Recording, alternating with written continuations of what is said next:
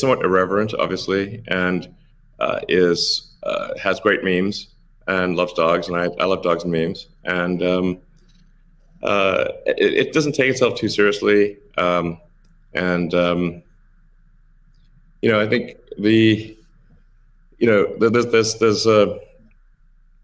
there's Occam's razor, which is the simplest answer is the most likely.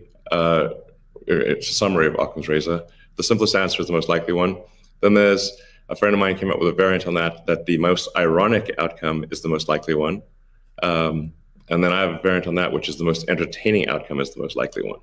So if that is true, then the most ironic and entertaining outcome would be that the cryptocurrency that was started as a joke to make fun of cryptocurrencies ends up being the leading cryptocurrency. That would be the most ironic outcome. Jack, what are your thoughts on that? Is Bitcoin resilient enough to overcome that?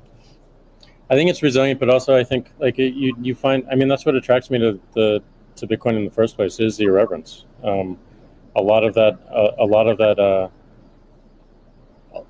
just brings it forward, and at first go it makes it a little bit inaccessible, but as people get into it, it makes it more accessible and more spreadable. And I absolutely think the resilience is there. I think it's important to have fun as well. And anyway folks can express themselves. I think that goes back to the main idea of like how do we create a native currency for the internet? Anything that goes towards that path, like that's whatever wackiness or fun we can have along the way. That's going to make it a lot more enjoyable, and it's going to make a lot more people want to use it. I'd also point out there's nothing stopping someone from creating a Bitcoin wallet that's like fun and has memes, has dogs. That's possible as well. Great. Let's move on. Right now at this point. Let's move on to the next topic, which is Bitcoin and energy. It's a really hot topic that lots of people are talking about. Let's start with Elon. You've been vocal on this. You've said that. I mean, you said many things about it. You've also said that Tesla will resume payments in Bitcoin payments if the renewable energy is approximately 50% and sort of looks like it's on a positive future trend. What do you think the state of things are with respect to that? Yeah, so I do think that there appears to be a positive trend in the energy usage of Bitcoin. Actually, part of this is due to the drop in Bitcoin price. What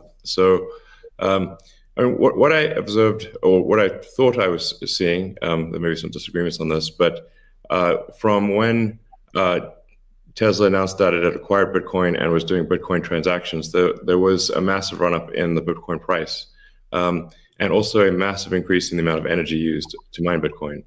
And I think I understand renewable energy quite a bit. I mean, Tesla does solar and interacts with a lot of wind generation through our mega pack, because basically need to store energy from wind and from solar.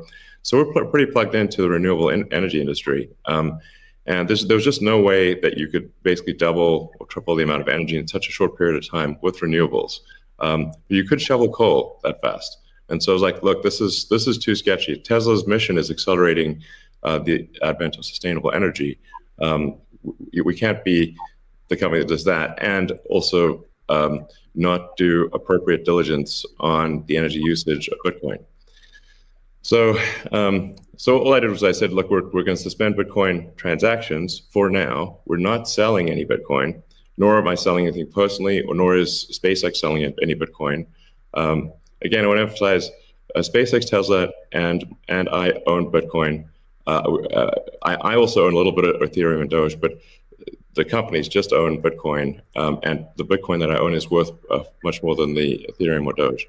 So clearly, if I'm, if these actions negatively affect me financially, if I was purely financially motivated, then I would not express this reticence about Bitcoin energy usage.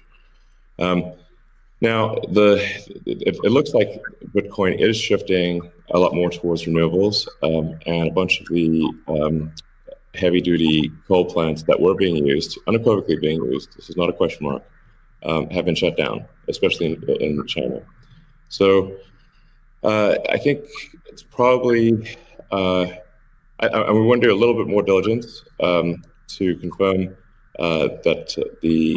could confirm that the percentage of renewable energy usage is most likely sort of at or above 50%, and that there is there is a trend towards increasing that number, and if so, then Tesla will resume Bitcoin, accepting Bitcoin.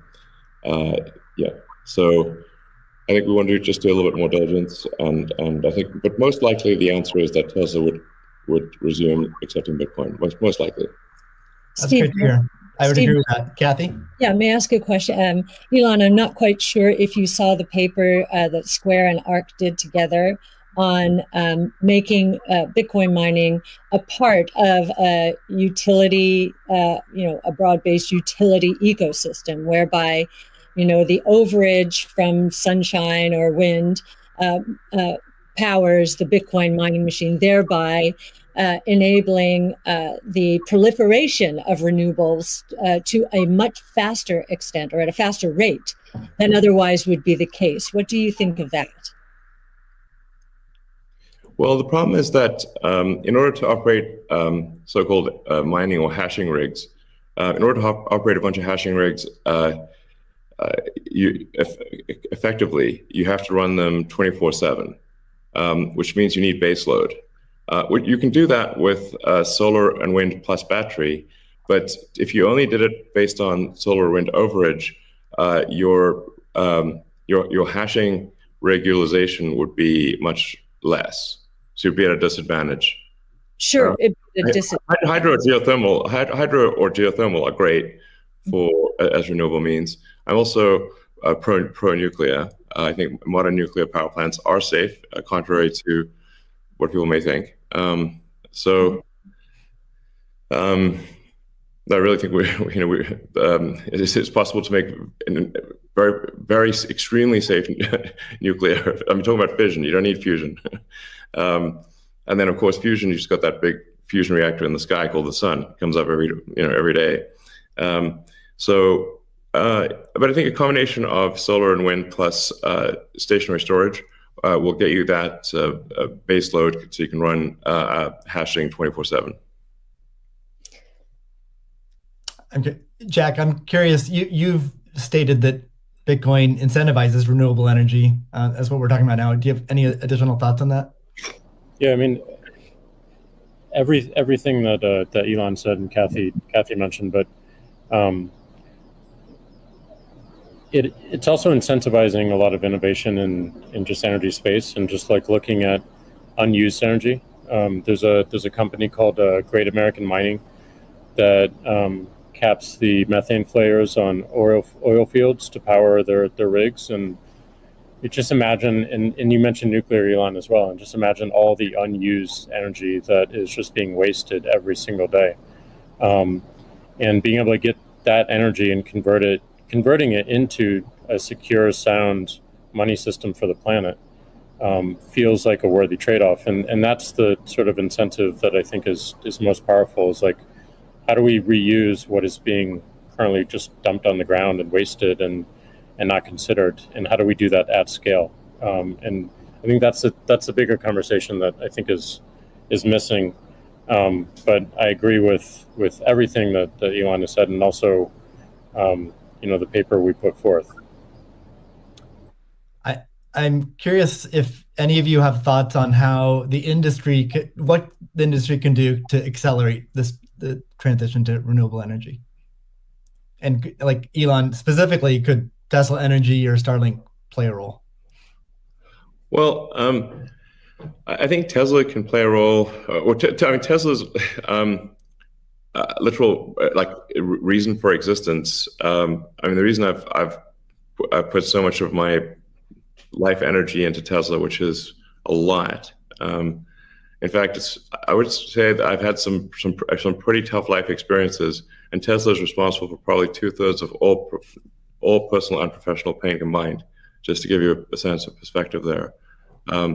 So this is a hella hard situation. But we do solar, commercial solar, solar retrofit, as well as the solar roof. And we make consumer battery packs called Powerwall for houses and small businesses. And then the utility scale, which are gigantic. We've done now a number of gigawatt hour installations. That's a lot. That's a lot. And a lot of them actually have been for load leveling the grid. Mostly they are, and combined with the first really big one we did, which is 100 megawatt installation in Australia. That's actually helped stabilize a huge portion of the South Australian grid, because it's able to react so fast. In fact, at first, because they've got a billing system in Australia that I think works at the sort of millisecond level, and we were operating at the microsecond level. So the system was operating so fast that the measuring system couldn't see it. But so Tesla's certainly doing a lot to enable renewables, especially wind and solar. And in fact, the limiting factor for us right now is cell production. So we need to both internally get the Tesla internal battery cells produced, as well as increase supply from suppliers. And generally, when I talk to our suppliers and they say, how many cells would you like us? So how many cells can you make? Because sometimes they're concerned, well, is Tesla going to compete with them on cells? I'm like, no. If you want to make the cells, be our guest. It's just that we need a crazy number of batteries, and they need to be done. It obviously needs to be mined and produced and manufactured in an ethical and environmentally sound way. So, Tesla, we really do aspire to be the good guys, to be a company that people can believe in. That doesn't mean we don't make mistakes, but that's what we try. So, but I think generally hydro, especially existing hydro, is good for mining. Geothermal, there's lots of places in the world that have geothermal energy. Like I said, nuclear is also good. I